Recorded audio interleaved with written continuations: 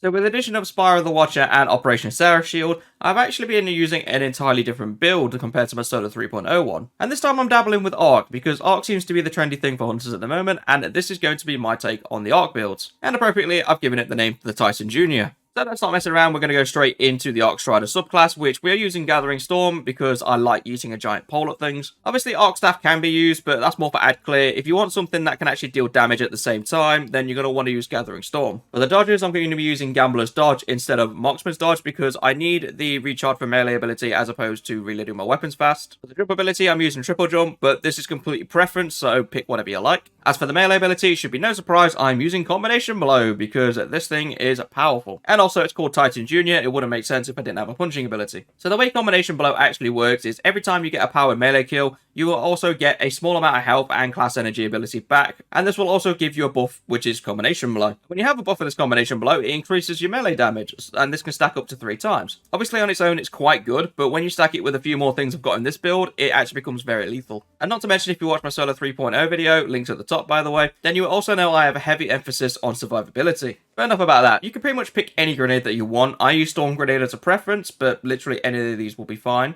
Going over to the aspects, we have Flow State, which is basically defeating a jolted target will make you amplified. And if you used Arc before, then you'll know being amplified is a very good thing because you can reload faster when it comes to hunters due to this. And then on top of that, your handling is increased greatly and you can also move a lot faster. But the main thing that we're taking away from Flow State is that when you are amplified, your dodge recharges more quickly, which is ideal for what we're going to be doing. And then we have Lethal Current for the other aspects. This one is definitely more important compared to Flow State, and that's because of exactly what it says in the description. After dodging, your next melee attack has increased lunge range, jolts the target, and creates a damaging aftershock. And then as an added bonus, damaging any jolted targets with a melee attack also blinds them. Moving over to the fragments, we have Sparkle Resistance, which is very nice for survivability because while surrounded by combatants, you are more resistant to incoming damage, which is very handy when you're surrounded in dungeons. The next fragment is Spark of Feedback, which is basically if something punches you, then you'll punch back even harder. For the third fragment, we have Spark of Amplitude, which is rapidly defeating targets while you are amplified, creates an overpower because I'm a massive fan of overpower builds, so this just makes it even better for me. And then for the final fragment, we have Spark of Brilliance, which defeating a blinded target with precision damage creates a blinding explosion. I know what you're thinking, yes, precision damage on a punching build, I don't know what I'm thinking, but in reality, it's nice to have a lot of varied options instead of just relying on the sole thing.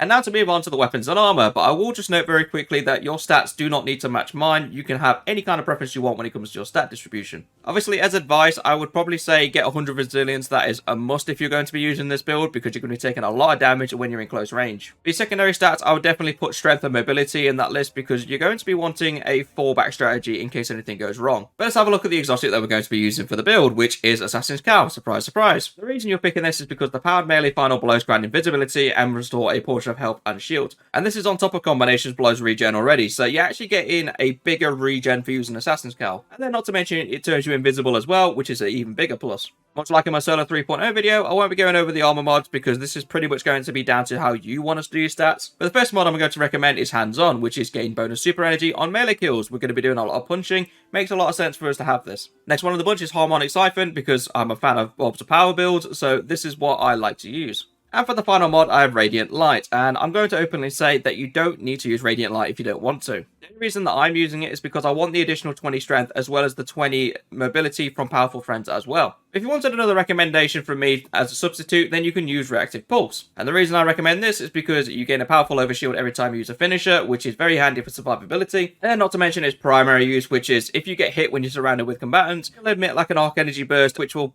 hopefully kill everything around you, if not severely damage them. Moving over to the arms, we have Momentum Transfer, which is causing damage with a grenade reduces your melee cooldown.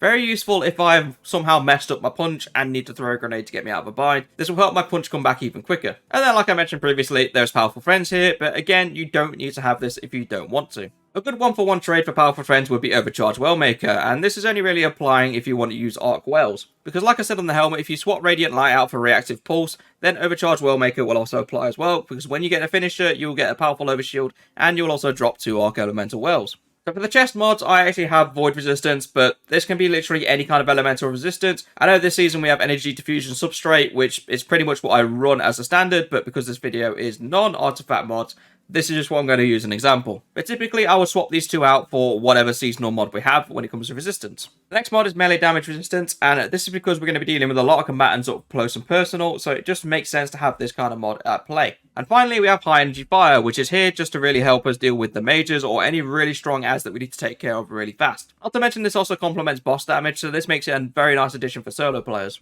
Now moving over to the leg armor, and because I'm using orbital power, you can guarantee that I'm going to run recuperation, because every time I pick up an orbital power, I'm going to restore some health, which is ideal for survivability. On top of this, I have absolution, which restores all my ability cooldowns each time I pick up an orbital power, which again, ideal for my build at the minute. And then finally, because I'm picking up orbital power, taking charge is ideal as well, because I become charged with light, which then allows it to play into high energy fire, and then all the other perks that come with picking up orbs. And finally, we have the cloak, and I am literally just running double distribution as a standard because there isn't really anything mod-wise that I can consider good. I haven't really looked into the cloaks much. And the reason why I don't look into cloaks much is because I do tend to use these slots for the seasonal mods. More specifically this season, I'm using Solo Operative and also Weakened Clear. Obviously, these perks won't be around when Lightfall is released, so if you're watching it then I'm sorry, but these aren't available anymore.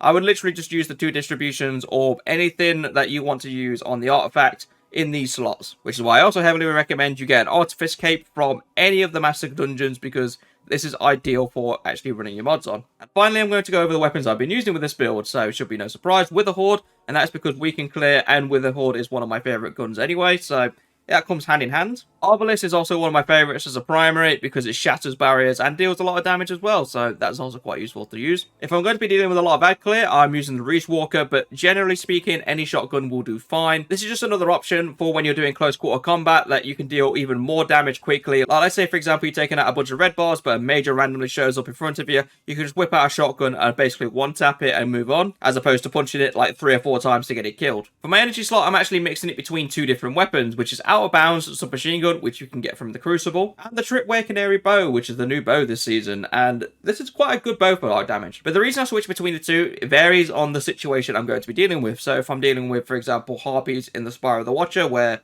they're floating way out in the distance, a submachine gun isn't going to do anything.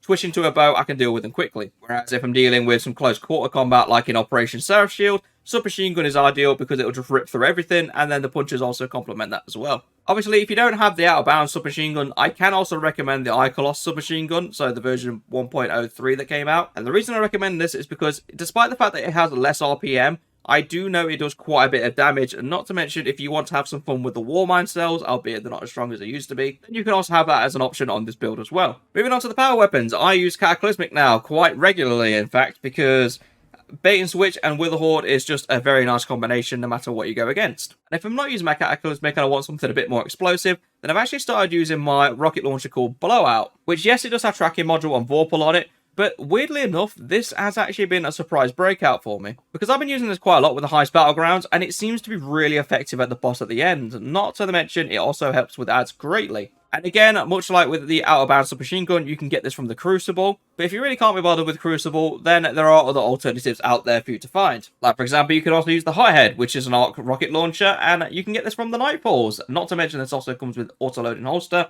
which is always a plus for rocket launchers. And that is pretty much it for my arc build. And yes, I know, I look like a space cowboy. I am quite liking this cosmetic at the minute. But let me know what you guys think about this build in the comments down below. And leave a like as well on the video if you do like this build or if it is helpful for you.